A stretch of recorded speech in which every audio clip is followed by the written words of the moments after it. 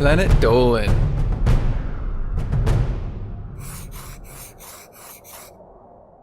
So I'd like to tell you a deeply personal story about myself, and this is about the time I happened to have broken my femur bone. Now that's your leg bone. It's one of the biggest bones in your body, so suffice to say it hurts when you break it.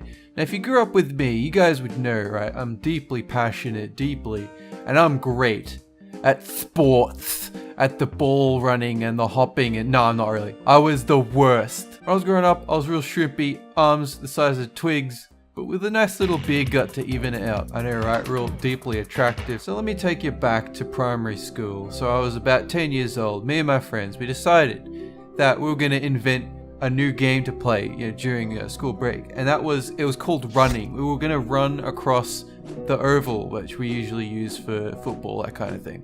So on this particular day, I was running absolute top speed. I mean, this was the whole game. You just got to run as fast as you can. I might have tripped a little bit. Might have taken a tumble. Might have fallen. It happens all the time. You're just a clumsy kid. But the difference is that when I stopped on the ground, the world ended. I don't know if you guys have ever broken a bone before, but here's a really bizarre bit of knowledge. Depending on how you've broken it, you can still move the bone in your body. Your limb isn't gonna move. Like, I could move my leg, but not physically. I could move the bone inside of it. It's like you have a phantom limb. I could move the bone so it felt like my leg's going through the ground. At that point, I'm thinking, something's not right. So one of my mates came over, he's like, you're fine, you just sprained it. You sprained your leg, that's all it is. I was like, okay, I said in deep, thunderous, ungodly shock that I couldn't actually convey because I was 10 years old, unable to grasp the horror. So after a while of me sitting there like, I'll be okay, just give me a year or two, I'll get up. A teacher came over. Now this teacher, nobody likes her. Her name is Mrs. Hawks. It is an apt name. She had a face that looked like it could carve steel. She's one of those teachers who never believes you if you ever say that something's wrong. So she grabbed me by my shoulders and she's like, okay, Dolan, you can stop pretending now, let's go. She lifted me. Now here's the thing, when you lift someone with a broken leg, let me tell you, the calcium in your bones actually defragments into your muscles. And the other thing to bear in mind is that hurts! I can't remember what I said. I'm pretty sure I just screamed, but in my head, I was very calmly saying to Mrs. Hawks, could you please put me down just real quick? I am in such pain. I don't think the universe can handle it. But it came out, in some variation of, oh God, It wasn't good. So after a while, the ambulance finally arrived, and so they immediately got to work on my leg. They started splitting open my pants like it was nobody's business. They're just using scissors going to town on it. I'm like, no, please. Like, the whole school has gathered because of the ambulance sirens. They're gonna see my Dolan dingus if you keep going at this rate. Of course, that was around about the time that my brain started going into, heaven mode. I'm pretty sure they were doping me up with something. Thank God for that, because I was exiting shock, entering the realm of horrible pain. And that is something I should reiterate, actually. This whole experience, I wasn't in that much of pain. I was just in incredible shock. I couldn't believe this was happening. It's like your body's natural reaction to something shocking. So my mum arrives and, she's quite calm. Not really. She is going to absolutely have a panic attack on the spot. We get in the ambulance. They start driving along to the hospital. They're trying to keep me calm. They're asking me, what football team do I support? Now bear in mind, my family has supported Essendon for my entire life, and I, the filthy turncoat, decided to support Northern Melbourne. They're Kangas. So that's what I told the ambulance person. I said, I support the Kangaroos. My mum immediately just forgot I had broken my leg, and she turned to me and she said, you what?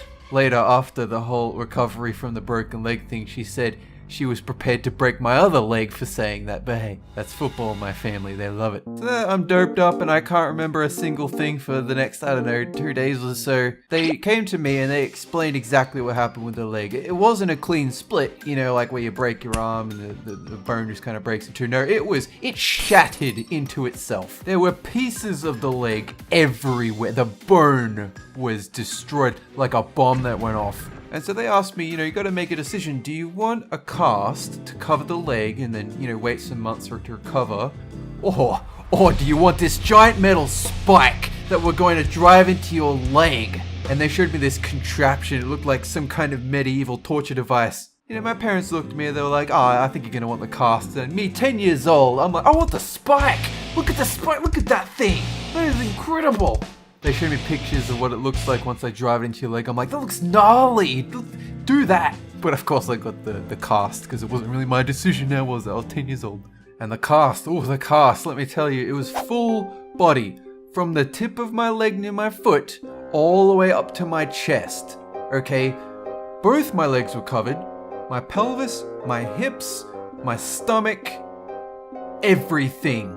Well, of course, except they left a gap for my junk. That's kind of necessary. I had a bar going between my knees, which is what you'd use to actually lift me out of a wheelchair or out of a bed. I had to be lifted for everything. Going to sleep, going to the toilet, just sitting on any chair anywhere. I needed like a 3-person crew behind me. So I spent 3 months in that cast, and if it wasn't for the fact that I could emulate Pokemon on my computer, I think I would have gone nuts.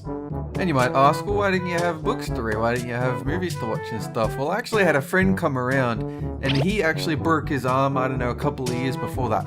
And then he told me that when he broke his arm, he got movies, he got games, he got toys. All his relatives came out of the woodwork and gave him all this stuff. And so me, like with my little squeaky voice, I asked my mom, why can't I have that stuff either? Why can't I have those nice things? She looked pretty sad. And then I realized when I got older, you know, it's because we're poor and I'm a terrible human being. At that time, I wanted this stuff. Felt like I earned it. Now instead I had a pole that I could move through the cast and then scratch my itchy leg like I was some kind of a lizard person. Yeah, I'd be scratching in there going, oh yes, yes, oh, it feels good. It was very disturbing. So after about 3 months of that, I got out of the cast and my legs were completely covered in thick hair. It was weird. Like, I don't think the human body is supposed to be encased in whatever material that was for so long. The hair just didn't know how to stop growing. They had to shave it off. It was weird. And I spent a few months after that learning actually how to walk again from scratch. Yeah, I started off with crutches, but then eventually my leg was strong enough that I could just go for walks on my own. And now my leg is stronger than ever. So apparently because of the break, the way that it healed made the bone even thicker. So it's like durable, double insulated nonsense, and I can never break it again, at least I would hope. Of course, very soon after I recovered from the leg break, I was walking up some steps at school and then I tripped and then I fell down and I kind of crushed my leg a little bit, and everyone around me looked at me and was like, oh my god, no, not again. But it was fine, man. I got up, I was like, yeah, I'm cool. Don't worry about me, guys. Double insulated. I know what I'm doing. So guys, head down to the comment section and let me know if you've broken a bone of your own. Hey, that rhymed. This video was made possible by our fans over on Patreon. Thanks for your support, guys. That's it for this video, and have a good one!